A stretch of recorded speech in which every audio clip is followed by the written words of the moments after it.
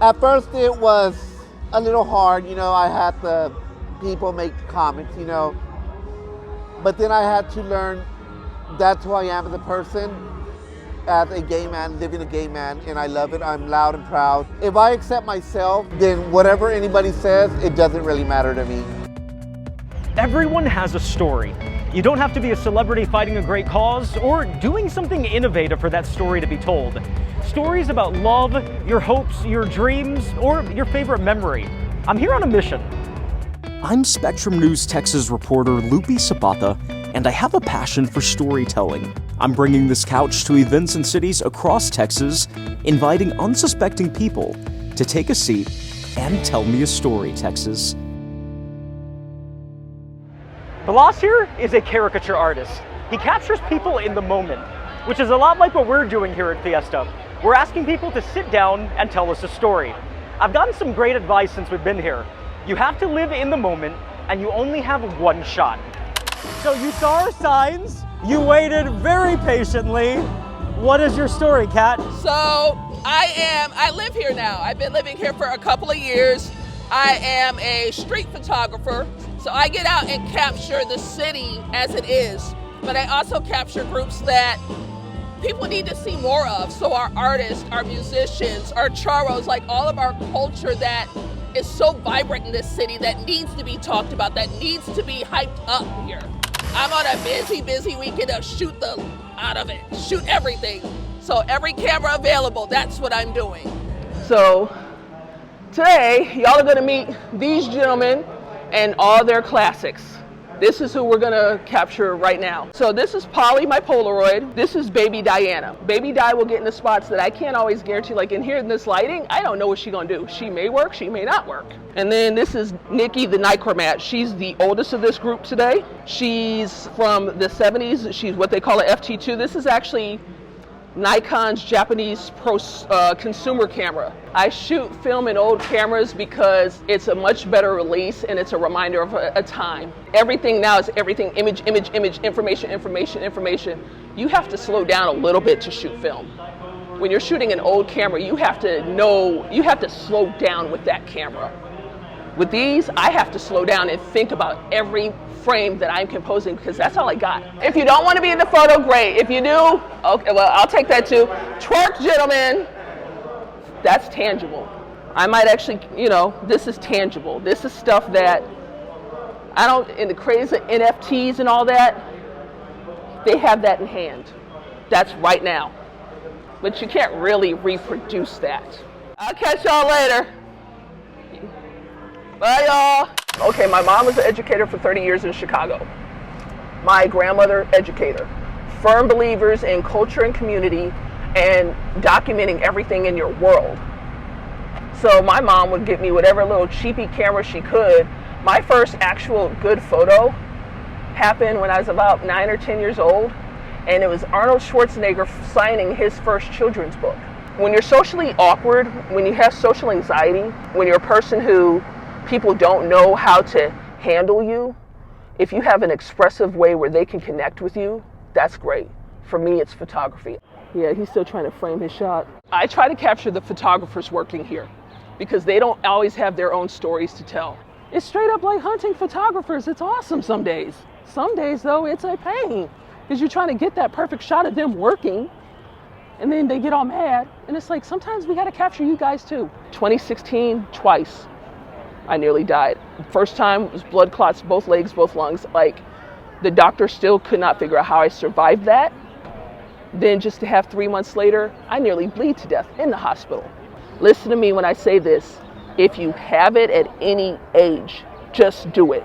All these young kids out here, youngsters, if you listening, listen to your auntie, uncle here. Don't be a punk. Get your butts out there and live. Don't be afraid. As long as it ain't illegal and as long as it don't harm anybody, go out there and live. Do it. Life's too short. Nothing's promised. Nothing. Culture is everything here at Fiesta.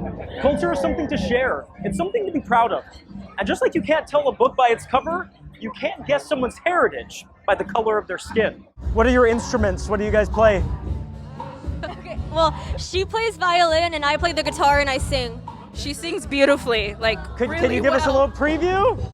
Tarde o temprano estaré contigo para seguir amándonos. Beautiful. Beautiful.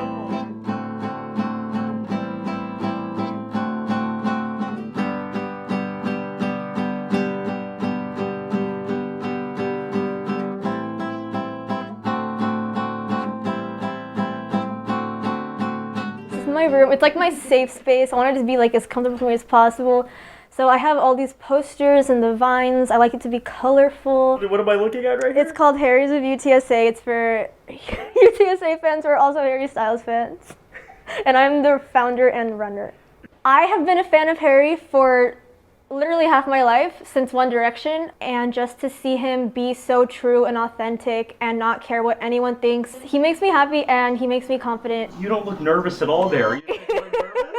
I know, my hands were sweating. It was really gross. She definitely feels much more confident when she's in the middle of a performance, and I see that. So this is the traje, the UTSA traje. We have the jacket, the vest, the undershirt, the moño with our mascot, Rowdy the Roadrunner, because we are the Roadrunners, birds up, as they say. In middle school, that's 7th grade. That's me in 9th grade. I was in junior varsity mariachi in 9th and 10th grade. My junior and senior years, I was in the varsity mariachi with our blue and white ones, which I think, that was my favorite traje ever because it was so pretty. And then me in college. So it's been a while. So when I was in 7th grade and I had got to talking with some of my classmates, of course they're all Mexican, it's a border town, so everyone was Mexican. And they were just talking about how they were Mexican, and I was like, oh, I'm Mexican too. And they looked at me and they're like, no, you're not. And I was like, yeah, my mom's Mexican. And they were like, yeah, your mom's Mexican doesn't mean that you are. And I was like, yes, it does. Like, she's my biological mom. She's Mexican, so I'm also Mexican. And they're like, oh, okay, well, do you speak Spanish? And I was like, no. And they're like, well, then you're not Mexican. We had a sub that day, and they actually called the sub in, and they were like, hey, she says she's Mexican, but she doesn't speak Spanish. And the sub was like, oh yeah, you're not Mexican. My peers saying that I wasn't Mexican bothered me, but what bothered me even more was the sub, the adult, saying that, because it's like, you're an adult, like, why would you say that to a kid? So that really hurt. And I was like, how are you gonna tell me that I'm not Mexican? Like, I know what I am. Like, I grew up around my Mexican family. I grew up hearing the same songs that you did, watching the same shows that you did. You know, like, just because I don't look like you, just because I don't speak Spanish, just because I don't have a Mexican last name doesn't mean that I'm not Mexican. So if anyone's growing up the way that I grew up, being half of something and half of another thing, and having like an identity crisis about it, I would say that you know what you are, your family knows what you are, you celebrate your culture however you see fit, because it's your culture to celebrate, and no one can take that away from you. And if you're half Mexican, half white like me, as my grandpa always tells me, the better half of you is Mexican. Tarde o temprano estaré contigo para seguir amándonos. And I love going out in it. I feel like so like powerful and proud. And I think I feel the most connection to my Mexican heritage when I'm in the traje. So I love wearing it. Here at Fiesta, we've had a lot of people tell us stories about their dads. Obviously, dads are a big part of who we are. Now, lucky for me, I was blessed with a dad who's not afraid to tell me he loves me and who's been a constant source of support in my life. Being a dad is a big responsibility, but every dad has to start somewhere. What is your story? You saw our signs and you came right over. Yeah, so I mean, I'm a new dad, as you can tell. You know, I got this little one strapped up to my chest. She's about a month old. Never thought I'd be a dad. Here I am, you know, 30 years old. It's great, you know, it changes your life. I've never wanted kids because I was like, man, I was kind of a bad kid myself growing up. Every day I think she surprises me. Just the evolution of watching a kid grow up. You're almost like flabbergasted and you want to tell everybody about it. You don't really care, you know, you're just having a really good time raising a child, and that's what it's all about. I want to be there for my kids. I want to be able to go to school plays. I want to be able to be in every part of their life. I don't want to miss anything for them. You know, my advice to anybody that's about to become a father or anybody that's in that position right now, you know, the instinct of fatherhood, it comes naturally. You know, I had a C-section and I couldn't take care of her right away. And I think for me, I don't know why I'm emotional. It was nice to have a good partner there to like take care of her because I couldn't. Yeah, those first 3 days were they were tough. At one point I was up for about 21 hours just taking care of the baby. The baby would wake up maybe every 30, 45 minutes. So I couldn't get good sleep. Luckily my parents were in town. So around that 20th hour, they would come in, I'd get to come home, shower, eat, take like an hour nap, and then I'd go right back to the hospital. I mean, you always learn that babies change your life, but I guess I never really realized how much it was going to change my life. I never had a strong relationship with my mom growing up. And I want her to have it differently. Like, I want that experience. Just everything changes, you know, your whole perspective. My dream for her future is to be successful, like to be happy.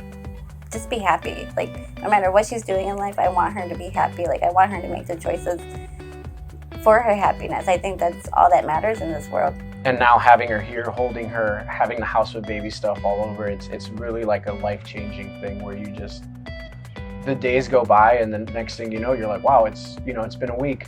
And she starts talking a little bit more, or she starts growing out of her clothes, and you're just super proud of all the little accomplishments that are being made by her. I like to change her diaper a lot, so whenever I go to restrooms and there isn't like the little baby changing station, now I'm like a crusader for like, why isn't there one in the men's restroom? Like, you know, dads are important too. And now I made a mistake of singing Baby Shark to her already, and she loves it. Do you have something here in this space that means the most to you? I would say it's What just... is this? Are you a police officer? So I was in the academy, and I had the baby while in the academy. So, you know, one thing led to another where it was just one of those things where I wanted to spend more time with my family, and I wasn't able to do it at the academy. And I never wanted to be a police officer as a kid. I just did loss prevention for a few retailers, and I said, you know what, this is what I like doing. I want to do something in law enforcement. I want to make a difference. Yeah, so when she was born, you know, I was lucky enough to get some time off. I got 3 days off to be there for when she was born, so I spent those 3 days in the hospital. However, the academy is very rigorous, and you can't really skip a beat because you have to make up all those hours. I wasn't able to be the dad that I wanted to be. You know, one thing led to another where I'm fortunate enough to be able to step away from the academy and to take time to just be a dad. You know, I was excited when he made the decision to stay home with us and help because it was very hard. The job is always going to be there waiting for me, but her being a baby and her being this young, that is going to be gone tomorrow. I see the connection that she has with him that she didn't have before. When he would come home from the academy and be gone for 2 hours, and she wants to be with him, she'll fall asleep in his arms where she wasn't before. We're making, and we're going to make a lot of sacrifices. Any opportunity that we get that we can show family, that we can show love, that to me I think is huge. There's a ton of people that love her, and whatever we need to do in order for her to be happy and successful in her life, our life is essentially on the back burner right now. Being a parent is probably the most amazing thing that could ever happen to you in your life.